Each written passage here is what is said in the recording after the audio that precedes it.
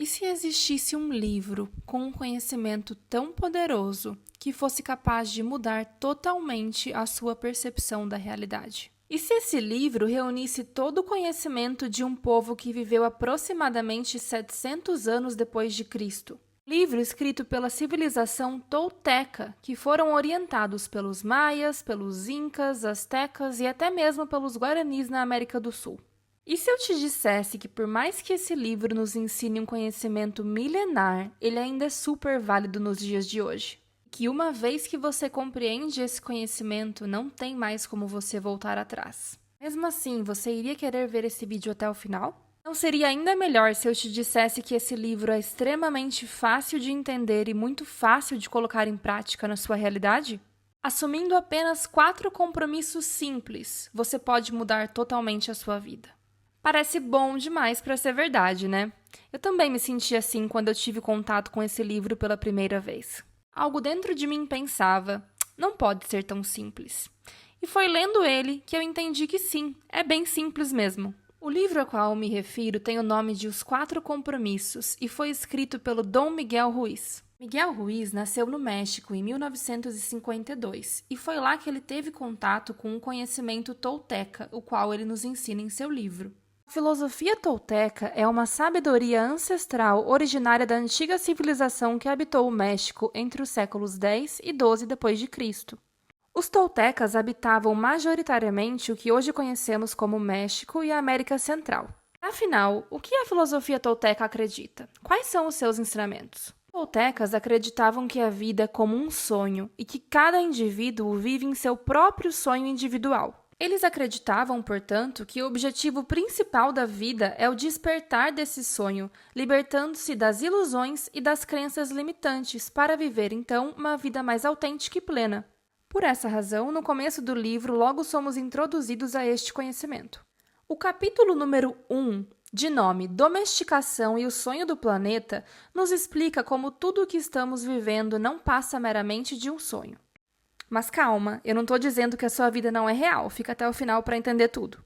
Resumindo, a ideia principal deste capítulo é basicamente que cada indivíduo, ao nascer, é domesticado pela sociedade em que ele habita. Ao passo em que vamos nos desenvolvendo como ser humano, somos moldados pelas pessoas ao nosso redor. Isso quer dizer, então, que cada simples ação que fazemos reforça um comportamento que devemos seguir ou abandonar de acordo com a opinião de quem nos domestica, ou seja, de acordo com a opinião do mundo. Nossas crenças, limitações, medos, inseguranças, dificuldades, muitas vezes são formadas na infância e levamos isso adiante para a nossa vida adulta, na forma de acordos que você assume para você mesmo. Aqui vai um exemplo. Digamos que um dia, quando criança, você estava super animada para cantar. Porém, seus pais estavam cansados do trabalho e te responderam: "Para de gritar, sua voz é horrível." Eles não queriam dizer que a sua voz era realmente horrível, apenas estavam estressados por outros motivos que você não tinha como compreender. Você, então, assume para si mesmo que a sua voz é horrível e, portanto, foge de situações que exponham isso de alguma maneira. Passe, então, a se esconder, mesmo que inconscientemente. Cada sonho individual se acumula no que chamamos de sonho do planeta, que é basicamente a média do sonho da maioria das pessoas em conjunto. O sonho do planeta passa a ser o que acreditamos ser possível enquanto seres humanos. São os nossos exemplos. E é por isso que, ao crescer, você se torna o resultado do seu sonho individual, que também tem um pouco de ligação com o sonho do planeta. Digamos que você é exatamente o resultado de cada ação, comportamento e acordo que você fez consigo mesmo. Tudo aquilo que você acreditou ser real, possível e alcançável de viver nessa sua experiência. Portanto, a sua realidade nada mais é do que a média das pessoas que você convive e daquilo que você acredita ser possível. Então, a ideia geral desse capítulo é nos ensinar como nós, seres humanos, somos domesticados o tempo todo de acordo com o que os nossos colegas, amigos, enfim, outros humanos também pensam e se limitam a pensar. Somos introduzidos à ideia de que a sociedade está imersa num sonho coletivo e que dentro desse sonho coletivo existem ideias, crenças, contexto, cultura e tudo aquilo que faz parte da grande Matrix. E isso é, portanto, o sonho do planeta no geral. Você pode estar se perguntando, como faço para sair disso? Bom, primeiramente você precisa reconhecer que isso existe, entender os seus padrões e as suas crenças e reconhecer que elas são reais. Reconhecer que elas estão presentes ali, porque uma vez que você as reconhece, você pode facilmente alterá-las, mas quando você as nega, nada você pode fazer.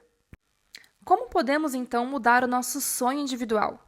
Os toltecas diziam que a gente deve usar a realidade espiritual e integrá-la ao nosso mundo físico através da consciência. Então repare que tudo começa através da consciência. Uma vez que você é consciente de um determinado hábito, você pode escolher fazer diferente.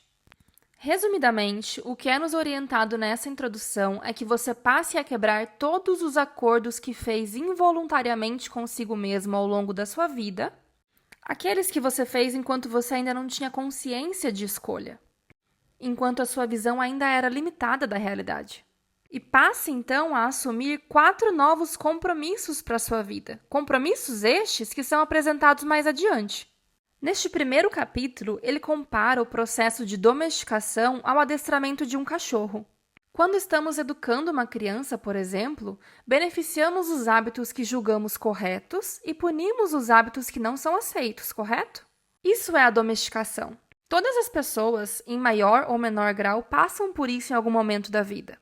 Aquele momento em que você está criando consciência, criando a sua individualidade e você é ensinado a seguir certos padrões, certos pensamentos e certas crenças. Este é um acordo coletivo tão intenso que muitas vezes, só de pensarmos em quebrá-lo ou irmos contra esse acordo, muitas vezes sentimos culpa, medo e não temos coragem de nadar contra a correnteza. Frequentemente, somos até julgados quando tentamos fazer isso. É aquela ideia de que se o caranguejo está saindo do balde, os outros tentam puxá-lo para baixo. É por isso que é necessária muita coragem para quebrar esses acordos e esses padrões pré-estabelecidos, porque tudo te reforça do contrário. Seguindo então para os acordos que devemos conscientemente assumir. O acordo número 1 é: seja impecável com a sua palavra. Este é o primeiro acordo nos apresentado no capítulo número 2. Neste capítulo inteiro, somos ensinados como a nossa palavra tem poder e como muitas vezes coisas que falamos para nós mesmos ou para os outros nos influenciam negativamente ou positivamente. Ele nos ensina a sermos impecável com a nossa palavra. Ensina que devemos pensar em fazer o bem, em propagar o bem, em termos sempre o compromisso de seguir e honrar com o que dizemos. Para que assim tenhamos integridade com a nossa palavra e que honremos este compromisso. Para exemplificar a força da nossa palavra, aqui nesse capítulo também ele fala sobre fofoca. A comparação que ele traz para explicar os malefícios da fofoca é uma metáfora semelhante a ingerir veneno. Quando falamos algo negativo sobre outra pessoa, estamos ingerindo pequenas doses de veneno, e quando compartilhamos esse ponto de vista com outras pessoas, estamos disseminando o veneno a eles. Porque, segundo ele, a fofoca nada mais é do que um ponto de vista contaminado. E uma vez que você compartilha isso com alguém, essa pessoa consome aquilo, se contamina por aquilo e o mal já está feito. Então aqui somos direcionados a usar a nossa palavra para o amor, para o bem, para a prosperidade. Ele diz que o mau uso da nossa palavra pode nos colocar no inferno, e o inferno a qual ele se refere pela filosofia tolteca é o inferno na sua própria vida, no seu próprio sonho individual. Terminamos então esse capítulo dizendo exatamente isso, abre aspas. Você pode viver no céu no meio de 1000 pessoas que estão vivendo no inferno justamente porque você está sendo impecável com a sua palavra. Fecha aspas. Então, ser impecável de acordo com ele pode te fazer ganhar o céu na terra. O segundo acordo, ou compromisso, apresentado no terceiro capítulo é: não leve nada para o pessoal. Ninguém faz nada pensando em você, pensando em te machucar. O que os outros fazem é apenas uma projeção do que eles estão experienciando em suas vidas. É apenas uma projeção do sonho que eles estão vivendo. Uma vez que você verdadeiramente entende isso, você tira o peso de esperar que os outros sejam legais com você, porque você entende que tudo que eles fazem a você diz respeito a eles e não a você, seja algo bom ou ruim. É basicamente aquela frase: a beleza que você enxerga em mim está em você. Miguel Ruiz diz que esse é um dos acordos mais importantes, porque se você seguir e honrar esse acordo, você começa a quebrar vários outros acordos que estão aí no seu subconsciente, provenientes do processo de domesticação. Apenas por honrar este pequeno acordo, você se liberta, porque assim você não é mais responsável pelas ações dos outros, você é responsável apenas pelas suas ações. Quando você reconhece isso e se recusa a levar as coisas para o lado pessoal, você dificilmente será machucado pelas ações dos outros, porque você finalmente entendeu que as ações dos outros representam quem eles são e não quem você é. E aí, portanto, você não é mais vítima de nada e nem de ninguém. O acordo número 3, nos apresentado no capítulo número 4, é: não tire conclusões. Nos explica como muitas vezes tiramos conclusões de coisas que não fazem sentido algum apenas pelo fato de termos medo de perguntarmos ou buscarmos por clarificação. Então é muito mais fácil você assumir alguma coisa, tirar alguma coisa como certa, do que você perguntar e chegar à verdade daquilo. Só que uma vez que você não pergunta e você não chega à verdade, você sofre por algo que não é real. E sofrer por algo que não é real nada mais é do que sofrer em vão. É basicamente aquilo, né? A gente sofre 1000 vezes mais na nossa cabeça do que no mundo real. Aqui, ele nos explica a importância que tenhamos uma comunicação clara com as pessoas ao nosso redor, para que evitemos maus entendidos, tristezas ou dramas desnecessários. Tá com dúvida? Pergunte. Quer saber alguma coisa? Converse. A vida não seria tão mais fácil se fizéssemos isso? Então, abre aspas. Temos medo de pedir por clarificação. Tiramos conclusões, acreditamos que estamos certos sobre essas conclusões e, assim, nós defendemos essas conclusões apenas para sustentar nosso ponto de vista e fazer alguém parecer errado. Fecha aspas. Ele também faz uma análise a como frequentemente tiramos conclusões em relação aos nossos parceiros.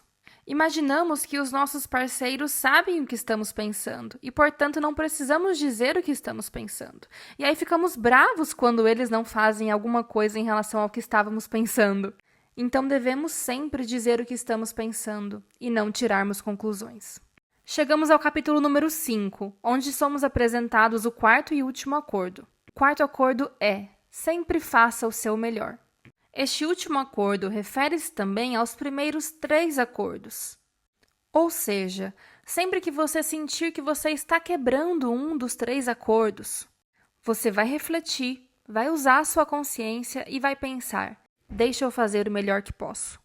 Ah, hoje não consegui. Beleza, amanhã eu vou tentar de novo. Ah, hoje eu não fui impecável com a minha palavra, falhei em alguma coisa. Tudo bem, amanhã eu escolho fazer diferente. Hoje eu estava emotiva, levei algo para o pessoal. Eu reconheço que isso aconteceu e escolho fazer diferente. Então é importante que a gente não sinta culpa quando a gente quebra esses acordos e sim sempre busque honrá-los novamente. Cada novo dia nos traz uma nova possibilidade. A consciência que você tem hoje não é a mesma consciência que você tinha 1 ano atrás. Porque quando trazemos consciência para isso, deixamos de sentir culpa sobre o que deixamos de fazer. E começamos a tentar com intenção melhorar nas próximas vezes.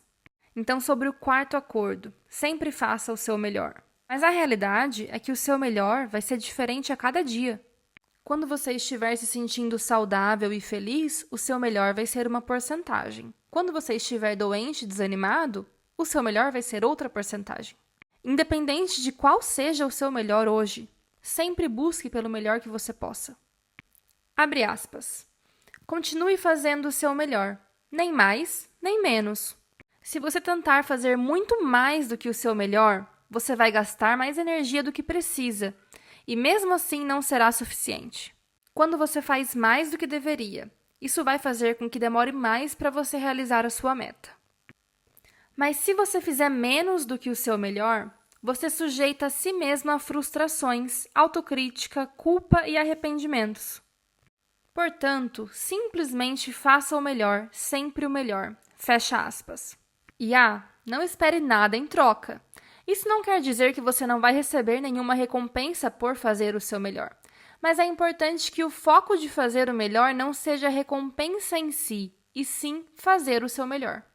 Sua motivação deve ser, portanto, se apaixonar pelo processo. Porque as recompensas virão, mas elas não te definem, portanto, você não está preso a elas.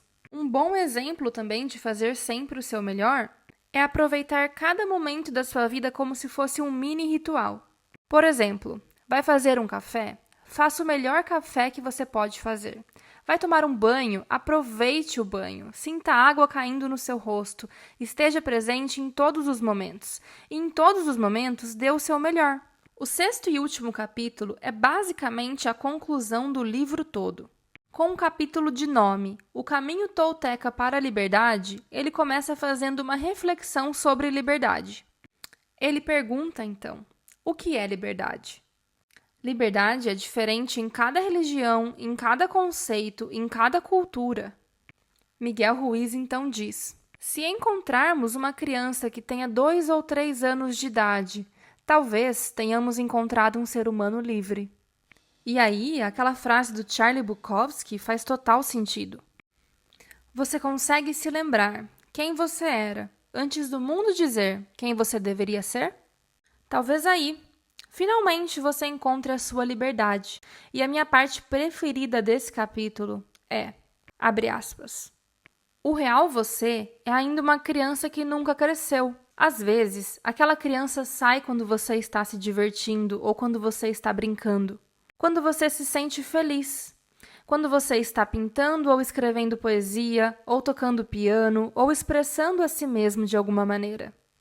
Estes são os momentos mais felizes da sua vida, quando o verdadeiro você desperta, quando você não se importa com o passado, não se importa com o futuro. Neste momento você é infantil, como uma criança. Fecha aspas. Na conclusão, somos apresentados 2 formas de mudar o nosso sonho, ou seja, a nossa realidade. E para mim, o ouro do livro inteiro está aqui, então presta atenção. A primeira opção é chamada de a arte da transformação, o sonho da segunda atenção ou novo sonho. O novo sonho é formado basicamente por todos os acordos conscientes que escolhemos fazer. Ou seja, a cada novo acordo, a cada nova consciência que você desenvolve, você vive uma nova realidade. Mas lembre-se, é preciso deixar os antigos acordos para trás. A segunda opção para criarmos o nosso novo sonho é chamada metaforicamente de iniciação da morte. E aqui ele nos traz a reflexão de como viveríamos se soubéssemos que temos pouco tempo. O que faríamos diferente? O que mudaríamos? O que deixaríamos de ligar? Quais acordos quebraríamos? Para o que você daria importância? Ao pensar sobre tudo isso, você começa a criar o seu novo sonho. Aquele sonho que você escolheu, não o que escolheram para você. Aquele que te representa e não aquele que você não se identifica mais. Aquele que te faz feliz, que te preenche, que te traz propósito. Lembra que tudo depende de você. Óbvio que não é fácil, é uma transição, então tenha paciência com você durante o processo. Faça sempre o seu melhor.